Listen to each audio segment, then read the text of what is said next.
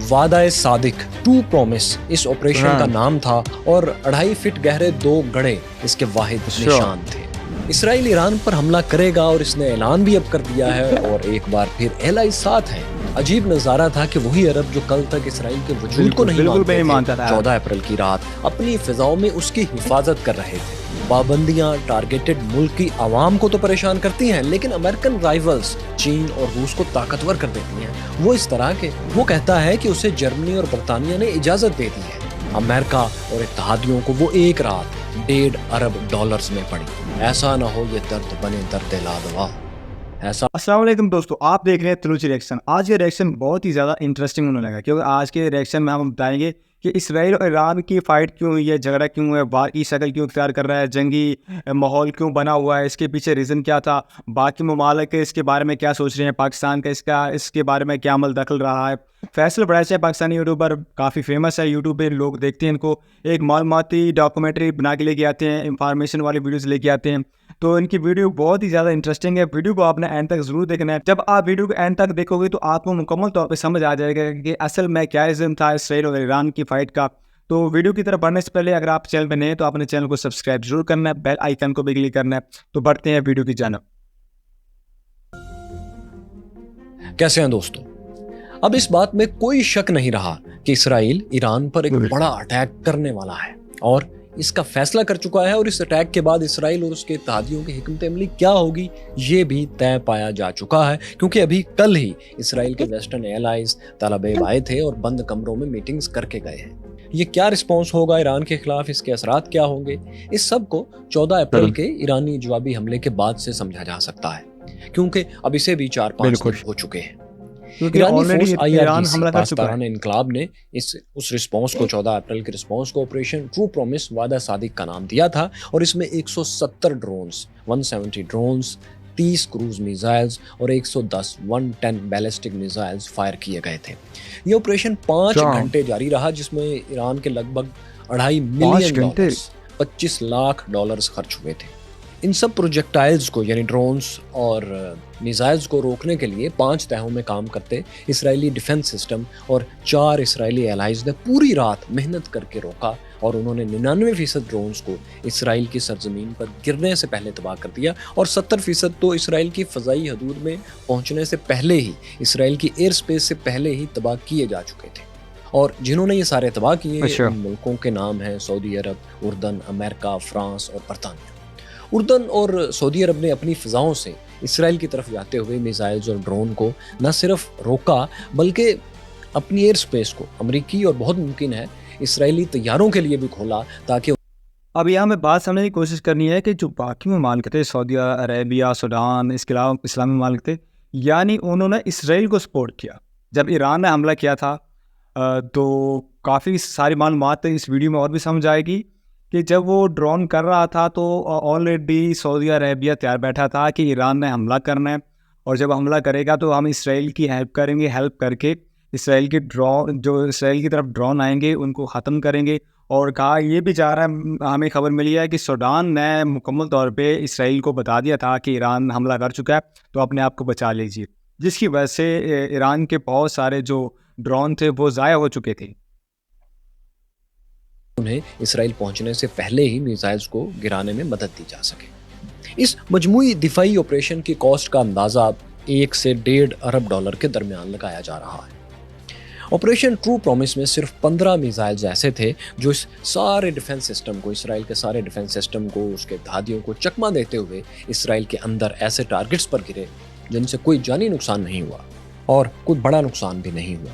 लेकिन इन गिरने वाले मिसाइल्स में से 2 बहुत सिंबॉलिक अलामती अहमियत रखते हैं। वो यूं कि ये दोनों मिसाइल्स साउथ इसराइल के नवातम एयर बेस पर गिरे थे। ये वही एयर बेस थी जहां से दमिश्क में ईरानी सफारतखाने पर इसराइल ने हमला किया था। तो इस एयर बेस की मुख्तसर वीडियो और 3 तस्वीर इसराइल ने क्लोजअप में जारी की हैं। बाकी मिसाइल्स गिरने से क्या नुकसान हुआ और इस एयर बेस की मुकम्मल वीडियो कहाँ है, ये इसराइल ने जारी नहीं की। अगर यही सच है साथियों जो इसराइल और अमेरिकी मीडिया बता रहा है, तो ये नुकसान तो ना होने के बराबर था। बहुत वाज़ेह है कि इतना कम नुकसान सिर्फ इसलिए भी हुआ है कि ईरान ज़्यादा नुकसान करना ही नहीं चाहता था। वो चाहता था कि ऐसा रिस्पॉन्स दिया जाए जिसमें इसराइल को बस इतना नुकसान हो कि हिसाब बराबर हो जाए, लेकिन ऑल आउट वॉर ना छिड़ सके। اسرائیل اور اتحادیوں کو ایران کے خلاف کھلے حملے کا اچھا کوئی جواز نہ مل سکے، یہ اس کی پریورٹی تھی۔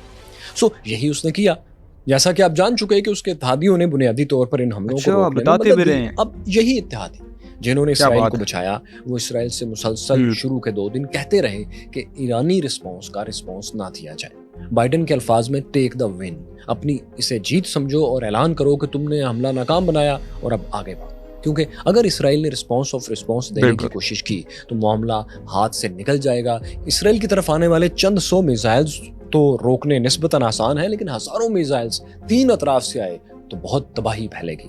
پورا مڈل ایسٹ جنگ کی لپیٹ بالکل میں آ بالکل جائے گا، کیونکہ امریکہ اور برطانیہ سمیت کئی یورپی ممالک ایسے ہوں گے جن کو پھر اس کھلی جنگ میں کودنا پڑے گا، جو کہ وہ نہیں چاہ رہے۔ 15 اور 16 اپریل کو امریکی، فرینچ، برٹش اور جرمن آفیشلز اچھا اسرائیل اسرائیل یہی کو کہنے انفارم آئے کیا تھے جا رہا اور تھا بار بار، سمجھانے کی کوشش کر رہے تھے کہ کیا وہ بات ہے۔ جوابی حملے کے لیے جلدی نہ کریں، ہم سے مشورہ کیے بغیر کوئی سخت قدم نہ اٹھایا جائے، بقول صوفی تبسم کہ ایسا نہ ہو یہ درد بنے درد لا دوا، ایسا نہ ہو کہ تم اچھا بھی مداوا نہ کر سکو۔ لیکن واقعہ مطلب یہ ہے کہ اسرائیل اعلان کر بظاہر چکا ہے کہ ایران پہ ناکام وہ حملہ ایرانی کرے گا۔ رسپانس کا بدلہ لینے کا واضح اعلان کر چکا ہے۔ ان کی کیبنٹ ایک سے زیادہ میٹنگ میں اچھا یہی فیصلہ کر کے اعلان کر چکی ہے کہ جواب ہر صورت دیا جائے گا۔ گفتگو اور بحث اب وہاں صرف اس پر ہو رہی ہے کہ کیسے دیا جانا چاہیے، ایسا جواب جس سے اتحادی بھی ناراض نہ ہوں اور وہاں کی عوام بھی اچھا مطمئن ہو جائے۔ اسرائیلی ملٹری چیف جنرل ہرزل حلیوی نے بھی کنفرم کیا ہے کہ ایران کو 300 سے زیادہ اٹیکس کا جواب ہم ضرور دیں گے۔ سو اب اٹیک تو یقینی ہے، سوال یہ ہے کہ اسرائیل کے پاس آپشنز کیا ہیں، واضح آپشن جو سامنے دکھائی دے رہے ہیں۔ اسرائیل کے پاس ساتھیوں کم از کم 4 واضح آپشنز ہیں، لیکن یہ چاروں یا تو بہت خطرناک نتائج کو دعوت دینے والے ہیں یا پھر ملٹری لینگویج میں سمیٹری رسپانس، برابر کے جواب، مطلب ٹٹ فور ٹیٹ کی کیٹیگری پر پورا نہیں اترتے۔ اچھا جیسا کہ پہلا آپشن یہ ہے کہ شام، عراق، یمن یا لبنان میں ایرانی اتحادیوں پر، جنہیں کہ پراکسیز کہا جاتا ہے، ان پر یہ بڑے بڑے حملے کرتے ہیں۔ لیکن اس جواب میں وہی سمیٹری رسپانس نہیں ہوگا بالکل کہ بالکل ایران نے تو اسرائیلی سرزمین پر اعلانیہ حملہ کیا، جس کا جواب کسی دوسری سرزمین پر خفیہ آپریشن یا چھوٹے لیول کا آپریشن تو نہیں ہو سکتا۔ اس کے بعد دوسرا آپشن اسرائیل کے پاس یہ ہے کہ وہ ایران کے اندر کسی خالی جگہ پر، صحرائی حصے میں، جنگل میں چند میزائل پہاڑوں پر بالکل فائر کر دے اور کہے وہ ایک ہیرو ہے، یعنی اسرائیل کہے کہ وہ تو ایک ہیرو ہے، اس نے ایک بھی انسانی جان نہیں لی اور اتحادیوں کی لاج بھی رکھی اور اپنی عوام کو بھی مطمئن کر دیا۔ مگر اس جواب کے لیے اسے امریکہ سے ایک ہاں لینی پڑے گی، کیونکہ اس کا جواب سخت آئے گا۔ دوسرا اس میں ظاہر یہی مسئلہ ہے کہ ایرانی صدر ابراہیم رئیسانی اعلان کر چکے ہیں کہ ایران پر ذرا سا حملہ ہوا تو اس کا اچھا فوری جواب دیا جائے گا اور پہلے سے زیادہ سخت دیا جائے گا۔ ایرانی نائب وزیر خارجہ یعنی کے بقول حالات اگر بہت زیادہ اسرائیل نے کشیدگی اب کی طرف دوبارہ جائیں ہماری گے ابھی۔ سرزمین پر حملہ کیا تو اس دفعہ 12 دن کی تیاری کی مہلت نہیں دیں گے، چند سیکنڈ میں ہی جواب دے دیں گے۔ سو یہ وہ آپشن ہے جس پر ہمارا بالکل خیال ہے کہ اس کے خطرناک ہونے کے باوجود اسرائیل اس پر عمل کرے گا۔ سو ہم نے اس کے دونوں چیلنجز جو ہیں اسرائیل کو فیس کرنا پڑیں گے، وہ آپ کے سامنے رکھ دیے۔ تیسرا آپشن اسرائیل کے پاس یہ ہے کہ وہ ایک سائبر اٹیک کرے اور ایرانی انفراسٹرکچر کو تباہ کرے، ان کے سیکیورٹی کے جو پورا سسٹم ہے اس کو تباہ کرنے کی کوشش کرے یا کر دیں، جیسا کہ اسرائیل اور امریکہ نے مل کر 2010 میں کیا تھا۔ اس سے ایرانی نیوکلیئر پروگرام کئی سال پیچھے چلا گیا تھا اور ایک اہم نیوکلیئر پلانٹ کو شٹ ڈاؤن بھی کرنا پڑا تھا۔ اسی طرح کے اٹیک کی اب اسرائیل ایک بار پھر کوشش کر سکتا ہے، لیکن اس میں پھر یہ مسئلہ ہے کہ یہ وہ ٹٹ فور ٹیٹ کی طرح ایک سمیٹری رسپانس تو نہیں ہوگا۔ پھر مزید یہ کہ اسرائیلی سائبر انٹیلیجنس ایکسپوز بھی ہو جائے گی، جو کہ شاید اس وقت چھپی ہوئی ہو اور اسرائیل کو کسی لیول پر مدد بھی دے رہی ہو۔ چوتھا اور اہم آپشن ایک دفعہ پھر وہی ہے جو اس سے پہلے اسرائیل کرتا آیا ہے کہ ایرانی سائنسدانوں کو اور انجینئرز کو ایران کے اندر ٹارگٹ کلنگ میں مروا دے، کرائے کے قاتلوں سے، ISIS کے ذریعے جاسوسوں یا ایجنٹس کو استعمال کرتے ہوئے۔ لیکن ظاہر ہے یہ بھی سمیٹری رسپانس کی ڈیفینیشن پر پورا نہیں اترے گا۔ ان چاروں میں سے دوسرا آپشن، یعنی ایرانی سرزمین پر کسی غیر آباد جگہ پر یا ایرانی ملٹری کی کسی اہم انسٹالیشن جیسا کہ IRGC کے ہیڈ کوارٹر پر ان کا اٹیک عین ممکن ہے کہ ہو۔ اگر اسرائیل ایسا کرتا ہے تو ایران اپنے دعوے کے مطابق، وعدے کے مطابق فوری رسپانس کرے گا۔ کیسے کرے گا؟ ساتھیوں، دراصل ایران ایسا ملک ہے جس کی ایئر فورس نہ ہونے کے برابر ہے۔ اس کا ایئر ڈیفنس سسٹم بھی اسرائیل کی طرح بہت پریسائز اور ماڈرن کئی لیئرز میں نہیں ہے۔ سو ایران نے اپنے ڈیفنس ڈاکٹرائن کو اسرائیل کے خلاف اس طرح ڈیزائن کیا ہے کہ اگر اس پر حملہ ہوگا تو ظاہر ہے اس کو نقصان تو ہوگا ہی، لیکن جواب میں اسرائیل کے ہر حصے پر میزائلوں کی بارش کرتی جائے گی۔ اس کے لیے ایران کے پاس غالباً उसने बताया तो नहीं, लेकिन लाखों की तादाद में क्रूज क्या और बात है, बैलिस्टिक ये मिसाइल्स की यानी कई ईरान इकसाम के हैं। पास बहुत सारा ऐसा इन मवाद इकसाम में है। से कम 9 मिसाइल सिस्टम्स ऐसे हैं जो इसराइल के हर किनारे तक अच्छा। पहुंचने के लिए ही डिज़ाइन किए हैं ईरान ने। इनमें बैलिस्टिक मिसाइल खैबर और खैबर शिकन, सजील, हाज कासिम, हाइपरसोनिक, फातेह 2, कदर 110, शहाब, शहाब 3, इमाद और पावा क्रूज मिसाइल सबसे अहम है। ईरान ने कभी डिक्लेयर तो नहीं किया कि इसके पास ये एग्जैक्ट कितनी तादाद में, लेकिन यही अंदाज़ा ही हमने आपको बताया है कि ये लाखों में होने चाहिए, जितनी देर से वो उनको तैयार कर रहा है। इसी तरह ईरान के साथ ही इसराइल के जवाब में लिबनान की हिजबुल्लाह की तरफ से भी शॉर्ट रेंज अच्छा। गाइडेड मिसाइल्स लॉन्च होंगे। वो मिसाइल पावर जिसका हिजबुल्लाह ने अभी तक मुजाहरा नहीं किया। ये सब उसी वक्त होगा जब ईरान को यकीन आ जाएगा कि अब ऑल आउट वॉर छिड़ चुकी है उसके खिलाफ और उसे पूरी ताकत दिखानी है। सो हमारा ख्याल है कि अगर इसराइल ईरान पर बड़ा हमला कर देता है तो ये ईरान का जवाब हो सकता है। माय क्यूरियस फेलोज, यहाँ एक सवाल आपके जहन में ज़रूर आना चाहिए, वो ये कि इसराइल जो मिडिल ईस्ट की मिलिट्री सुपर पावर है, जिसके साथ वर्ल्ड पावर्स भी खड़ी हैं, जिसने इससे पहले कई बार ईरान के अंदर ईरानी साइंटिस्ट्स को मारा है, आईटी एक्सपर्ट्स को कत्ल किया है, इनके खुफिया पेपर्स चोरी किए हैं, उनको नीलाम किया है और उनकी एग्जिबिशंस की हैं, बहुत से हाजिर सर्विस जर्नल्स को कई मुल्कों में ताक ताक कर निशाना बनाया है, कामयाबी से टारगेट किलिंग की है। वो इसराइल एक बज़ाहिर नाकाम ईरानी हमले का जवाब देने के लिए इतना उतावला क्यों हो रहा है, इतना जल्दबाज क्यों हो रहा है? इसके दो जवाब हैं। पहला ये कि इसराइली प्राइड, इसराइली गुरूर ईरानी हमलों में टूटा है कि उसकी सरजमीन पर 1000-1500 किलोमीटर दूर से दुश्मन हमला करके बगैर नताइज के रह सकता है। फिर अवामी दबाव भी बहुत शदीद है उस पर, क्योंकि इसराइली अवाम को तो डॉक्ट्राइन ही ये बेचा गया है कि वो खित्ते की सुपर पावर हैं, वो किसी भी कानून को तोड़ सकते हैं, उन्हें कोई कुछ नहीं कहेगा, रिस्पॉन्स भी नहीं आएगा। मगर ईरानी रिस्पॉन्स ने उनकी अना के गुब्बारे को पंक्चर किया है, काफ़ी ठेस पहुंचाई है। तो यही अवामी दबाव अब पहाड़ की तरह इसराइली मिलिट्री। अब यहाँ पे बात समझने की कोशिश करनी है कि ईरान ने भी अनाउंस कर दिया है कि अगर इसराइल अटैक करेगा तो मैं इसका मुकम्मल रिस्पांस दूंगा, इससे ज़्यादा हट के आपको मतलब नुकसान बर्दाश्त करना पड़ेगा। और इसराइल भी शर्मिंदा हो चुका है। इसराइल ने तो मुकम्मल तौर पे अनाउंसमेंट की हुई थी कि मैं सुपर पावर हूँ, मुझसे बड़ा कोई सुपर पावर है ही नहीं, मेरी एजेंसी बहुत ज़्यादा तेज़ है और क्या कहते हैं हमारी जो आर्मी है, हमारे फोर्सेस हैं वो किसी से कम नहीं है, सारे इस्लामिक मालिक हमसे डरते हैं।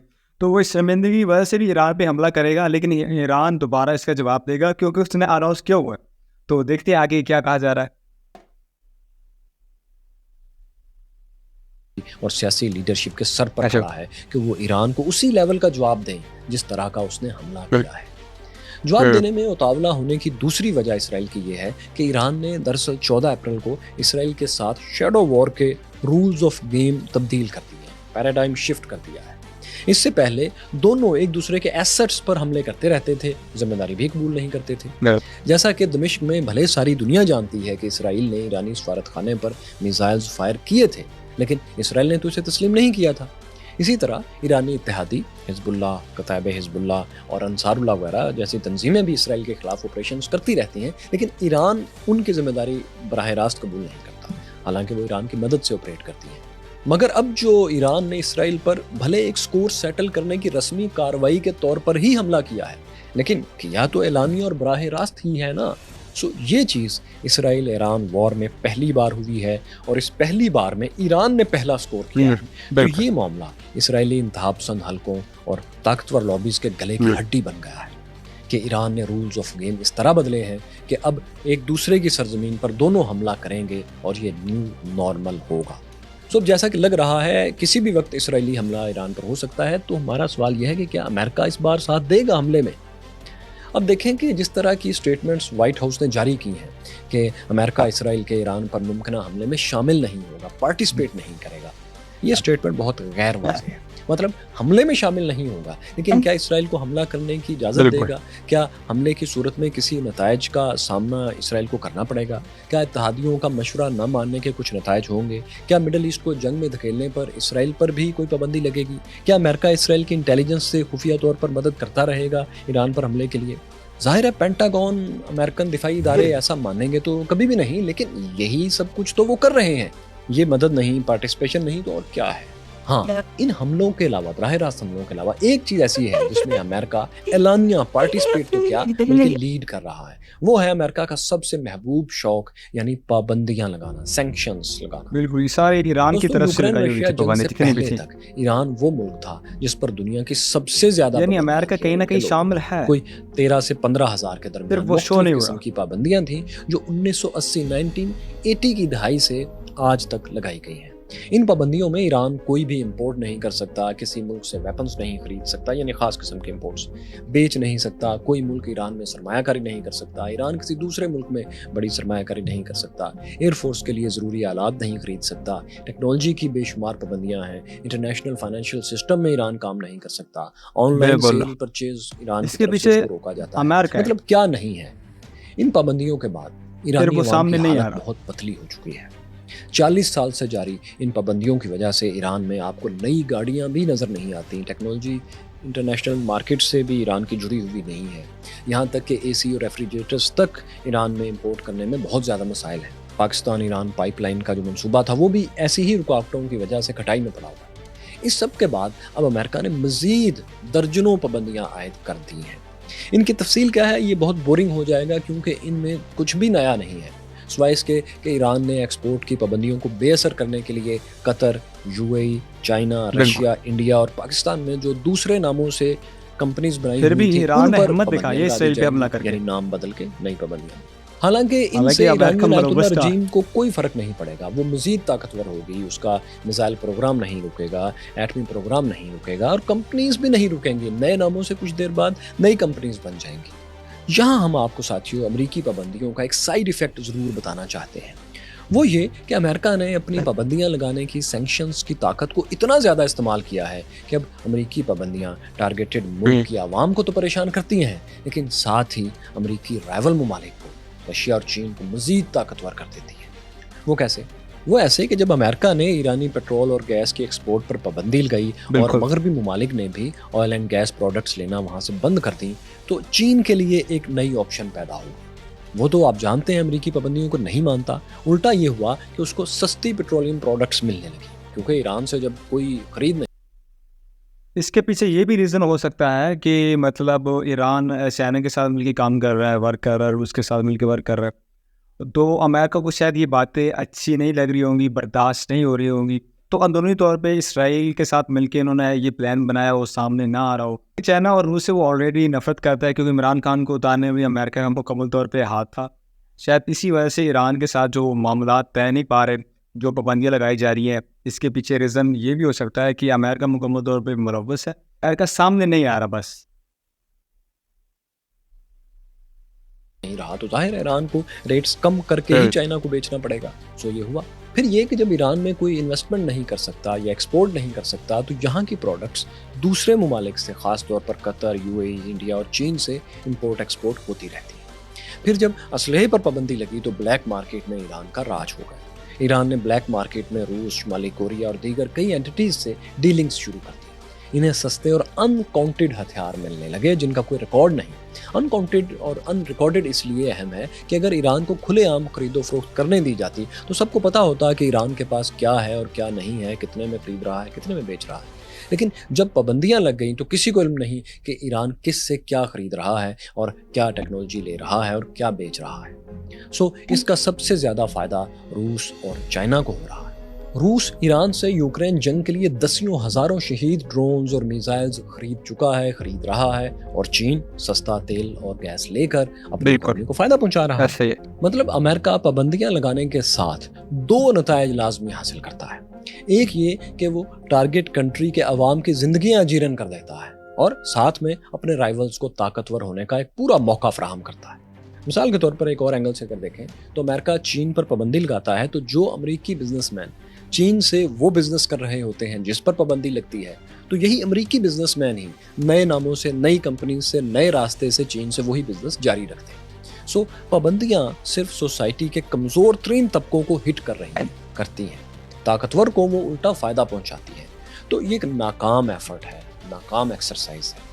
اسرائیل ایران پر مزید پابندیاں، امریکی پابندیاں لگانے سے مضبوط نہیں، کمزور ہوگا۔ کیونکہ ایسی ہی سابقہ 15,000 پابندیوں یعنی کے اتنی دوران پابندیاں لگی ہیں پھر بھی ایران نے ایران کمزور اپنے نہیں ہوا. نیوکلیئر پروگرام کو بھی آگے بڑھایا ہے اور short medium long range missiles بھی بنا لیے ہیں. ہزاروں ڈرونز بھی اسی دوران بنائے ہیں.